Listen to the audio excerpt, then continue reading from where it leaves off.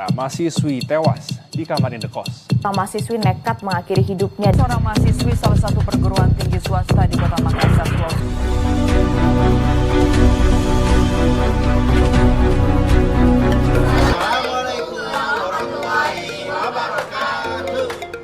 Teman-teman, perkenalkan kami dari kelompok Public Health. Kami membawakan topik itu mengenai tentang cyberbullying. Oke, baik teman-teman, saksikan video kami.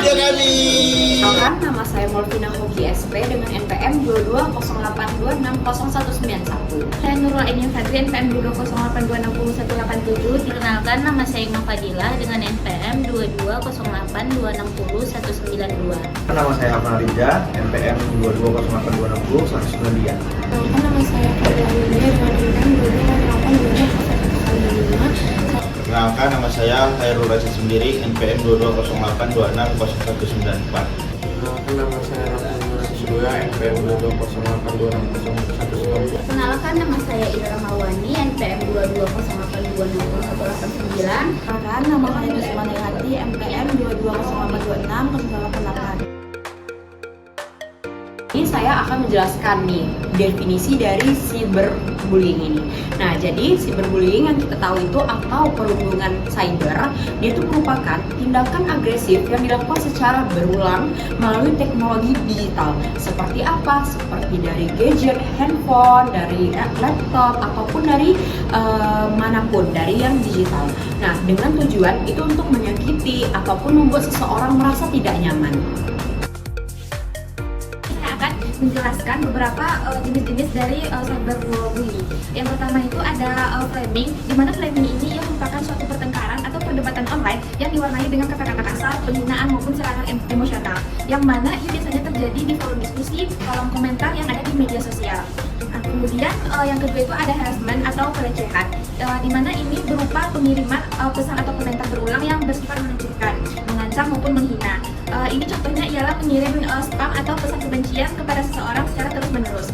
Yang ketiga itu ada doxing, di mana doxing ini ialah yang mengungkapkan informasi pribadi seseorang seperti alamat rumah, nomor telepon atau data-data sensitif lainnya tanpa izin dengan tujuan untuk merugikan atau mengintimidasi orang tersebut. Nah, berikutnya teman-teman, untuk jenis-jenis dari cyberbullying ini, yang keempat dia ada outing. Nah, outing ini, dia ini membagikan informasi secara pribadi, rahasia, ataupun memalukan dengan tanpa persetujuan dari mereka. Untuk contohnya itu dia seperti menyebarkan foto atau chat pribadi. Nah, yang kelima, dia ada peniruan identitas. Jadi, dia itu menggunakan identitas orang lain, dia itu untuk menyebarkan informasi seperti menghina atau merusak dari reputasi mereka. Untuk contohnya itu bisa membuat akun yang palsu. Nah, selanjutnya dia ada cyber stalking. Dia ini mengintai atau memata-matai seseorang secara online. Dia ini dapat melibatkan ancaman kekerasan ataupun mengganggu privasi dari korbannya. Nah, yang ketujuh dia ada pengucilan. Untuk pengucilan ini, dia ini dapat diucilkan dia secara online ataupun forum, atau juga dapat bisa dikucilkan secara komunitas. Selanjutnya itu ialah trolling. Trolling merupakan memprovokasi atau menyebarkan komentar negatif untuk memancing kemarahan atau reaksi emosional dari orang lain, dan biasanya dilakukan untuk hiburan pelaku. Kemudian ada sextortion, yaitu memeras orang dengan ancaman menyebarkan konten intim atau pribadi mereka kecuali korban memenuhi permintaan tertentu. Kemudian yang ke-10 yaitu ada catfishing, yaitu menipu seseorang dengan membuat profil palsu untuk mendapatkan informasi pribadi atau membangun hubungan palsu. Contoh dari cyberbullying, yaitu yang pertama adalah pengirim pesan yang kasar atau mengancam. Ini biasanya melalui pesan teks, pesan email, atau pesan langsung di media sosial. Lalu mempublikasikan informasi pribadi yang memalukan. Ini biasanya berupa foto, video, atau rumor yang tidak benar tentang seseorang. Dan membuat akun palsu untuk melecehkan orang lain. Akun palsu ini bisa digunakan untuk menyebarkan kebencian atau menyebarkan informasi yang salah. Lalu mengucapkan kata-kata yang menghina atau merendahkan. Ini biasanya dilakukan melalui komentar di media sosial atau forum online. Lalu mengirim pesan spam atau pesan yang berlebihan. Tujuannya adalah untuk mengganggu korban.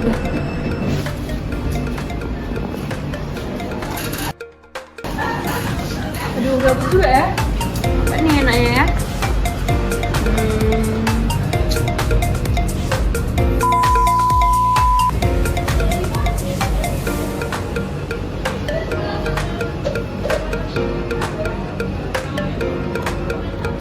banget, cantik banget. Apanya cantik banget?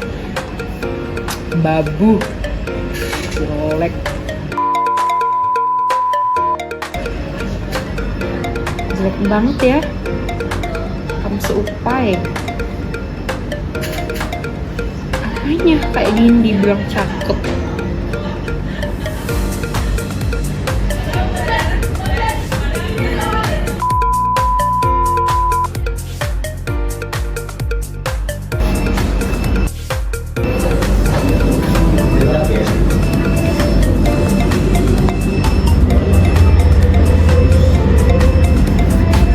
Wow, banyak juga ya yang bilang aku cantik.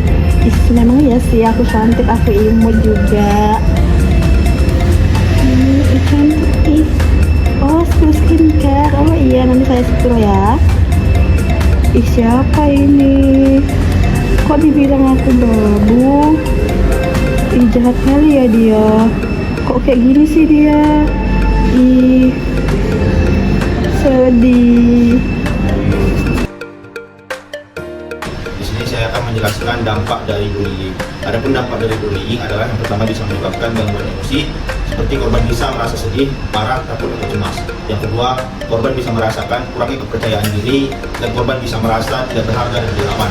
Yang ketiga, kesulitan tidur dan makan, yaitu bisa membuat korban mengalami masalah fisik akibat stres. Yang keempat, bisa membuat kinerja sekolah dan pekerjaan yang menurun, dan bisa membuat korban sulit berkonsentrasi dan merasa terisolasi. Yang kelima, bisa membuat korban memiliki pikiran untuk bunuh diri. Dalam kasus yang ekstrim, cyberbullying bisa mendorong korban untuk melakukan tindakan yang membahayakan dirinya sendiri. Di sini saya akan menjelaskan tentang penyebab dari cyberbullying. Jadi biasanya penyebab terjadinya cyberbullying dari orang itu, pertama itu dia biasanya gangguan mental. Jadi ada beberapa pelaku mungkin memiliki gangguan mental seperti gangguan kepribadian, antisosial, atau gangguan perilaku. Setelah itu dia itu korban bullying, juga pernah korban bullying. Mereka yang pernah menjadi korban bullying di dunia nyata yang cenderung mengulangi perilaku yang sama secara online sebagai bentuk balas dendam. Nah, ketiga itu bisa juga karena dia itu kurangnya pengawasan orang tua. Jadi orang tuanya itu nggak peduli sama dia dan tidak mengawasi aktivitas anak-anaknya di dunia maya yang dapat meningkatkan risiko terjadinya cyberbullying. Nah itu dia itu terakhir itu misalnya juga karena kurangnya kesadaran akan dampak cyberbullying. Yang banyak orang belum menyadari tentang khususnya dampak dari cyberbullying dan korban. Kali ini saya akan menjelaskan bagaimana pencegahan terhadap cyberbullying. Jadi yang pertama itu kita memblokir dan melaporkan. Jika kamu menjadi korban cyberbullying, blokir, mengganggu, dan laporkan tindakan tersebut ke platform yang bersangkutan. Kemudian itu ada simpan bukti-bukti melalui pesan ataupun komentar sebagai bukti yang kuat. Kemudian ada cari dukungan, bicarakan dengan orang yang kamu percaya seperti orang tua, guru, dosen, ataupun konselor. Kemudian jangan membalas pesan yang kasar hanya akan memperburuk situasi. Kemudian ada jaga privasi, jangan membagikan informasi pribadi yang terlalu banyak di dunia maya. Kemudian ada bersikap baik, jadilah bagian dari solusi dengan bersikap baik kepada orang lain di dunia maya. Di sini saya akan membahas mengenai hukum-hukum dari bullying. Yang pertama itu ada hukum pidana, yang dimana dia tetap menghina atau pencemaran nama baik diatur oleh pasal 310 sampai 331 menurut KUHP. Selanjutnya itu adalah bullying elektronik, yang dimana dia itu ada undang-undang etiknya pada pasal 27 ayat 3. Penganiayaan juga itu termasuk pada pasal 351. Kekerasan terhadap anak, Undang-Undang Perlindungan Anak, yaitu ada Undang-Undang Nomor 35 Tahun 2014. Hukum perdata ini dia itu tertentu ganti rugi, yang dimana dia itu diatur oleh pasal 1365 KUHP Perdata. Teman-teman, mungkin sekian dari video yang telah kami bikin. Nah, mungkin teman-teman ambil positifnya dan buang negatifnya.